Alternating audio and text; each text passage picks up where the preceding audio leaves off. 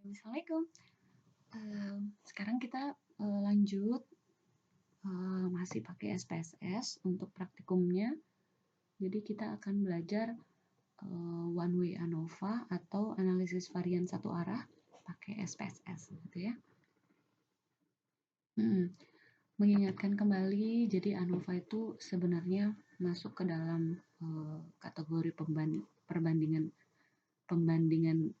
rata-rata gitu ya. Jadi mirip kayak rata-rata yang kemarin kita kan akan kita punya gimana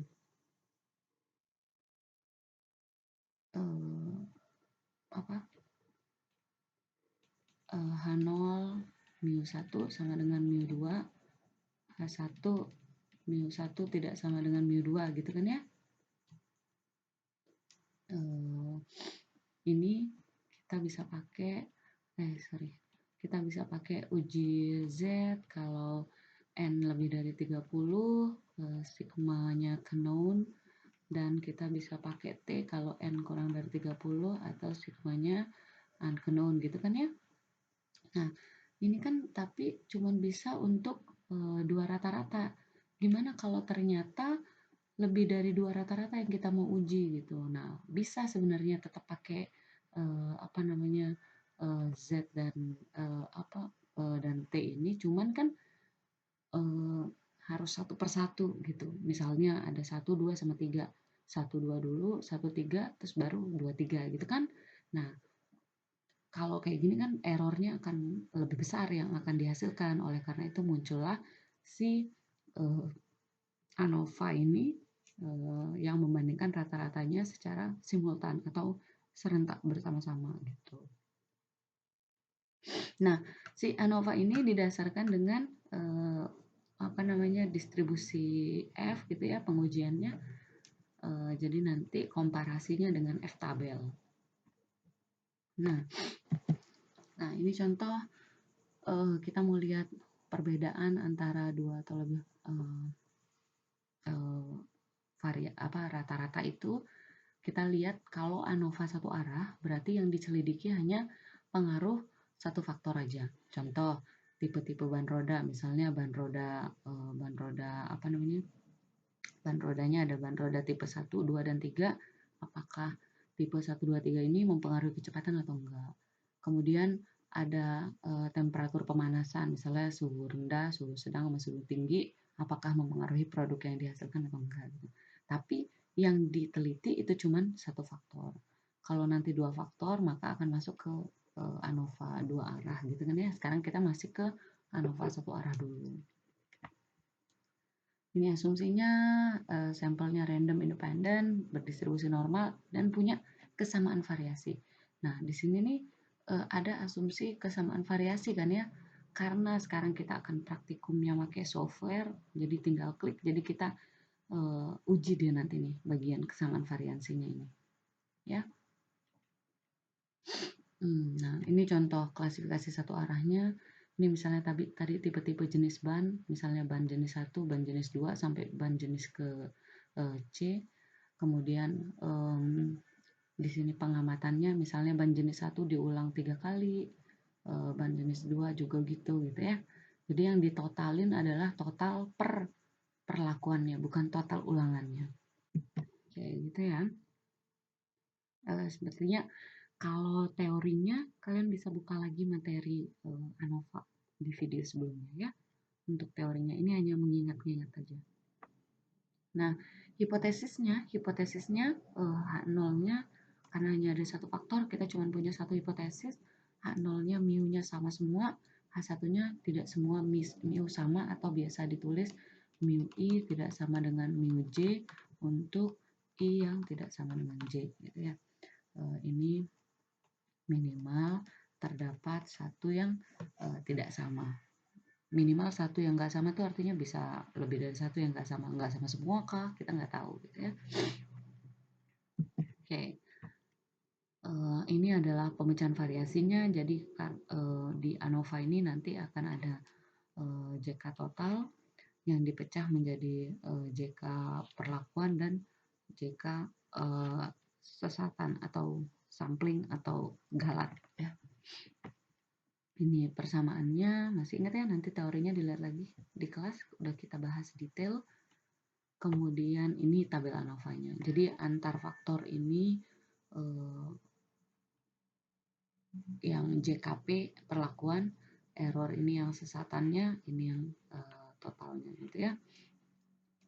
Oke, sehingga nanti endingnya kita akan dapat FUG yang akan kita bandingin dengan F-tabel gitu ya. Cuman sekali lagi seperti yang saya jelaskan di video sebelumnya, kita boleh pakai dua pilihan, apakah gimana? Apakah F uji atau statistik uji ya, F uji yang kita bandingkan dengan F tabel, atau kita membandingkan apa, p-value versus alpha gitu kan ya. Nah, karena pakai SPSS dan dua-duanya keluar, jadi yang gampang langsung aja p-value dibandingin dengan alpha, karena nggak perlu nyari tabel. Ya, oke. Sekarang kita lihat contohnya. Jadi seorang peneliti, intinya yang saya kasih tanda merah itu dia mau tahu bagaimana sih pengaruh antara daya regang kain terhadap daya regang itu bagaimana pengaruhnya oleh persentase berat kapas. Jadi berdasarkan penelitian sebelumnya diketahui bahwa berat kapas itu kalau persentasenya beda-beda, maka daya regang kainnya itu akan berbeda gitu. Nah, jadi kita akan lihat apakah persentase berat kapas ini rata-ratanya beda nggak satu sama lain gitu. Jadi dia pakai persentase berat kapasnya eh, ada yang 15%, 20%, 25%, 25%, 30% sampai 35%. Jadi ada 5 jenis persentase berat kapas yang dia pakai.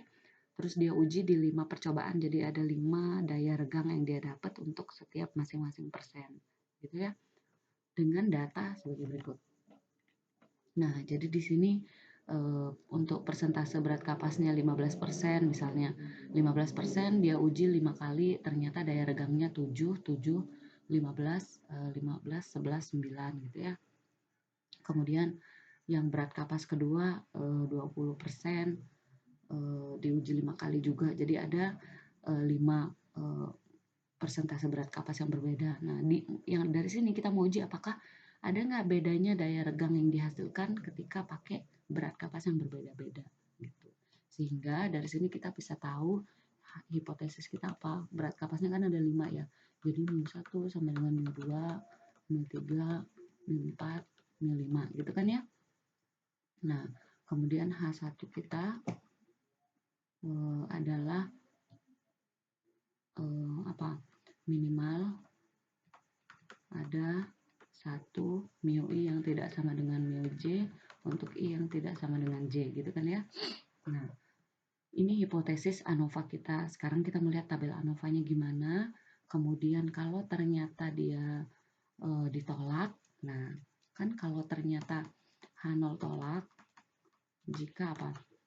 Jika p-value atau kalau di ANOVA itu dia ditulis sig titik gitu, itu kita akan tolak jika p-value-nya kurang dari alfa, misalnya di sini kita pakai 5%.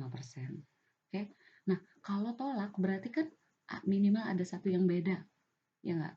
Minimal ada satu yang beda. Cuman pertanyaannya yang mana yang beda? Kalau kita punya 5, apakah mu1 dengan mu2? Apakah mu1 dengan mu3? Apakah mu1 dengan mu4? Dan seterusnya kan? Kita belum tahu ini. Yang mana yang beda? Untuk ini maka kita pakai uji lanjut, ya kan? Ada di teori sebelumnya kita udah pernah bahas. Kalau ternyata ada yang tolak H0, maka H1 yang diterima, sehingga minimal ada satu yang beda. Cuman kita masih belum tahu yang mana yang beda. Maka kalau kalian masih ingat, kita akan belajar uji beda antar perlakuan itu kan ya, dimana uji beda ini akan kita uji ketika perlakuannya ada yang beda. Cuman pertanyaannya yang manakah yang berbeda gitu kan ya. Nah, kalau di kelas kita udah belajar BNJ atau namanya 2K, kemudian BNT dan Duncan ya, DMRT. DM Duncan multiple range test dengan hipotesis ya ini semuanya kalau ada 5 berarti 1 2 1 3 1 4 1 5 2 3 2 4 2 5 3 4 3 5 dan 4 5 gitu ya. Jadi ada banyak hipotesis gitu. Oke. Nah, sekarang kita akan balik ke contoh yang tadi kita mau pakai ANOVA. Jadi caranya gimana? Jadi di ANOVA-nya ini nanti dibuat 2 kolom. Kolom pertama ini persentase kapas. Kolom kedua itu adalah daya regang. Nah, di sini persentase kapasnya kan ada 15, 5 kali, jadi ditulis 5 kali. Nah, di sini daya regangnya berapa? Untuk yang 15 pertama itu 7, 15 kedua 7, 15, 11, dan 9. Dan seterusnya dilanjut ke bawah. Oke, sekarang ini kita input ke SPSS kita. Hasil saya adalah sebagai berikut. Nah, ini udah hasil SPSS-nya. Jadi di sini ada 15, 5 kali, 5 kali, 25 kali, dan seterusnya. Oke. Setelah diinput kayak gitu, jangan lupa dikasih nama, berat kapas, kita lihat variabelnya. Ingat nggak boleh spasi, jadi saya pakai underscore, persentase berat kapas, daya regang, desimalnya saya matikan, supaya angkanya enak dilihat. Kemudian saya kasih center supaya cantik aja. Skill, skala, jangan lupa. Oke. Nah, sekarang kita akan mulai bagaimana menganalisisnya. Jadi seperti yang dibilang tadi, dia termasuk ke dalam compare mean karena yang kita bandingin rata-rata, cuman simultan. Jadi kita pilih one way ANOVA. Oke. Nah, one way ANOVA ini kita lihat dependent sama faktor. Jadi kalau di regresi dependent ini ya dependent, faktor ini independennya. Siapa mempengaruhi siapa? Yang dipengaruhi adalah daya regang kan ya. Jadi daya regang dipengaruhi oleh persentase berat kapas. Jadi faktornya atau perlakuannya itu adalah berat kapas. Sorry. Jadi perlakuannya adalah berat kapas. Ini yang jadi faktornya. Oke, ini dependennya apa yang diukur, apa yang mau dilihat. Tuh, ini yang levelnya berbeda-beda tadi. Sekarang kontrasnya bisa diabaikan. Kita lihat di post hoc dengan asumsi bahwa sebelum post hoc kita lihat option dulu. Ingat nggak tadi asumsinya kan variansi harus sama. Jadi kita harus cek dulu homogenitas varian atau kesamaan varian. Kita lihat homogenitasnya, continue. Kemudian misalnya nanti ternyata dia dia tolak H0, maka kita butuh uji lanjut kan. Nah, kita siapin aja dari sekarang post hoc-nya. Kita lihat, kita pakai 2K atau BNT, bedanya BNJ, beda nyata jujur, Duncan, DMRT, Duncan multiple range test, Duncan, kemudian LSD, least significance difference atau beda nyata terkecil. Kita pakai ini. Kemudian, ini di sini kalian bisa lihat significance levelnya adalah 5%. Bisa diatur oleh kalian. Kita oke, kita lihat outputnya. Nah, output pertama, kalian perhatikan test of homogeneity variance. Ya, di sini kita mau uji variansnya dulu, apakah variansnya sama semua atau enggak. Jadi H0-nya kita balik dulu ke SPSS kita, SPSS ke ini biar enak nulis. Kita bersihkan dulu di sini. Nah, kita mau uji varian dulu kan, asumsinya uji kesamaan varian. Hipotesisnya itu adalah H0 varian semua perlakuan sama. Kenapa harus sama? Karena kalau terlalu jauh percuma. Misalnya udah kita pasti nih hasilnya ini, kalau ini kan masih kita lihat tipis-tipis ya, beda angkanya. Kalau ternyata ada ini 7, ini 1000, itu kan udah pasti beda, jadi nggak perlu kita uji karena jawabannya udah pasti beda gitu. Ngerti nggak maksudnya? Ya, makanya asumsinya itu dia boleh ada beda sedikit, cuman secara umum populasinya itu semua varian, semua perlakuan itu sama.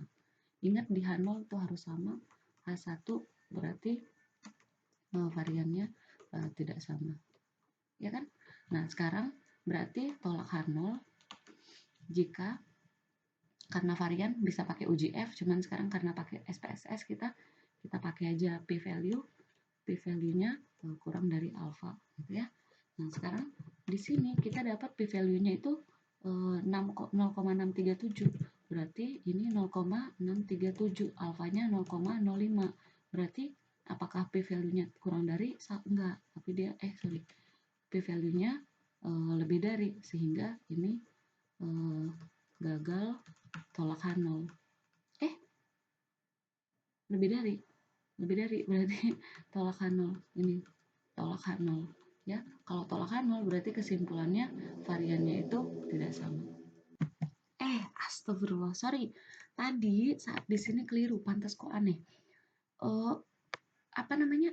Variansnya itu kalau kita balik ke sini, populasinya kesamaan variansi. Jadi keliru ngambil kesimpulan di sini. Mana dia? Sorry. Bener tadi ya, gagal tolak. Kalau lebih dari H0 berarti kan gagal ditolak H0-nya. Jadi kalau gagal ditolak artinya terima H0 ya. Sehingga astagfirullah, ngantuk ini masih pagi.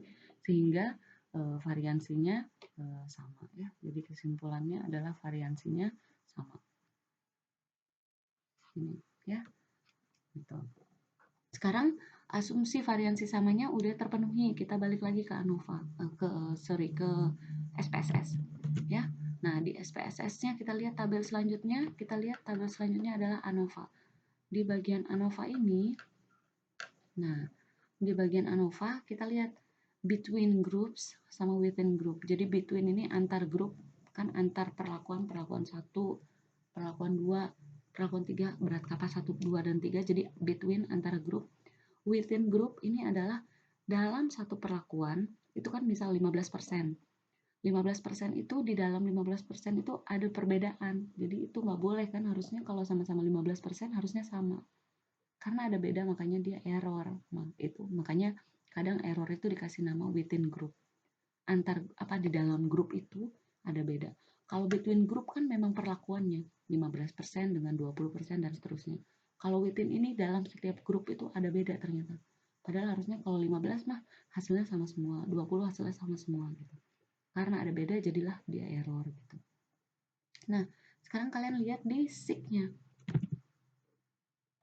Kita lihat dulu di SIG-nya, sorry. Kita bersihkan dulu. Atau kita balik ke hipotesis, belum ada. Jadi kita kan punya kalau ANOVA H0 kita tadi kan mu1, mu2, mu3, sama dengan mu4, sama dengan mu5 gitu ya. Kemudian H1-nya minimal terdapat 1 mu I yang tidak sama dengan mu J, mu I untuk I tidak sama dengan J gitu kan ya. Nah, ini kita akan tolak H0 jika p-value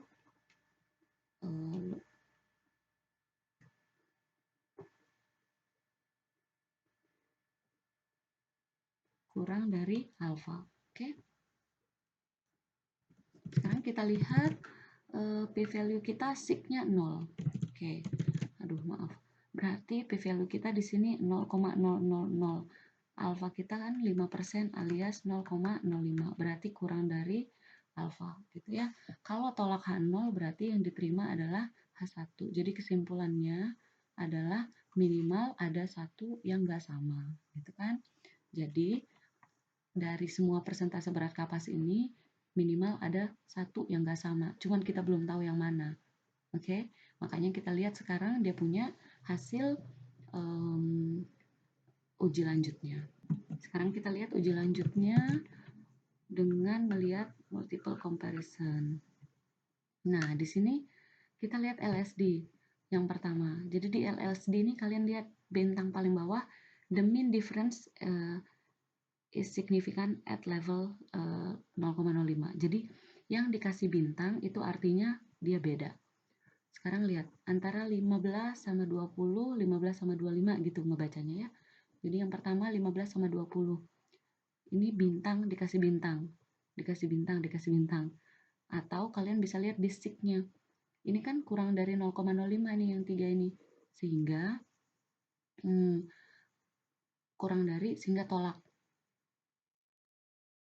Jadi yang ini tolak, ini beda. Jadi antara 15 sama 20 beda, 15 sama 25 beda, 15 sama 30 beda. Yang sama siapa? 15 sama 35, karena nggak ada bintangnya dan dia lebih dari 0,05. Oke, jadi kalau kita balikin ke yang kayak kemarin, kita buat garisnya 15 sama 35 sama. Jadi di sini di sini kita bisa tulis 15 sama 35 sama. Jadi 15 sama dengan 35. Atau kalau kita ya gitu dulu. Kemudian 20 sama dengan 25. Kemudian 25 sama dengan 20 sama aja ya. 20 sama dengan 25. Kemudian 30 nggak ada temannya sama. 35 sama dengan 15.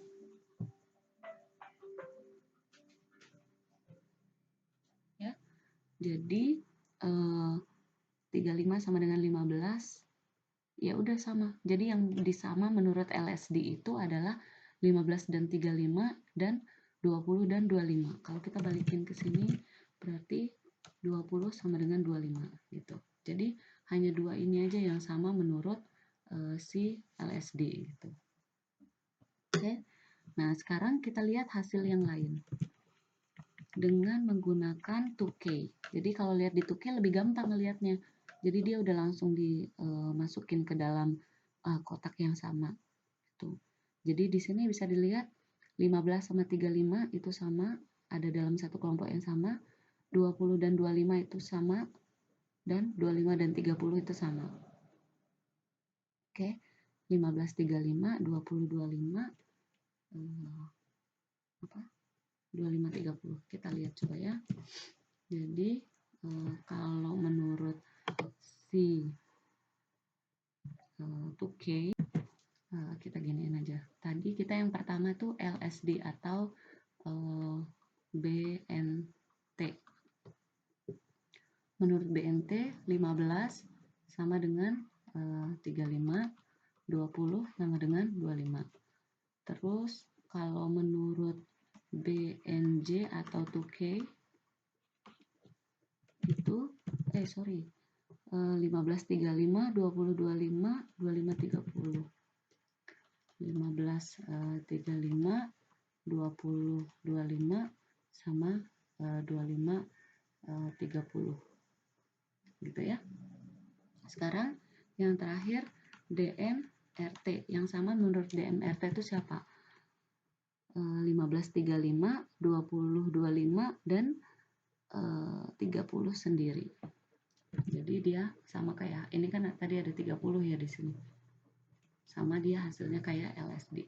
15 35, 20 25 sama, 30 nggak ada temannya sama. Gitu ya. Jadi itulah yang sama. Jadi yang hasilnya sama itu kalau pakai 15% sama 35% sama menurut tiga-tiganya. 20 25 juga hasilnya sama, 30 tuh bisa sendiri bisa sama tergantung metode yang mana. Oke. Udah gitu. Nanti kita lanjut di ANOVA yang apa namanya? Yang dua arah di video selanjutnya. Oke. Semangat. Assalamualaikum.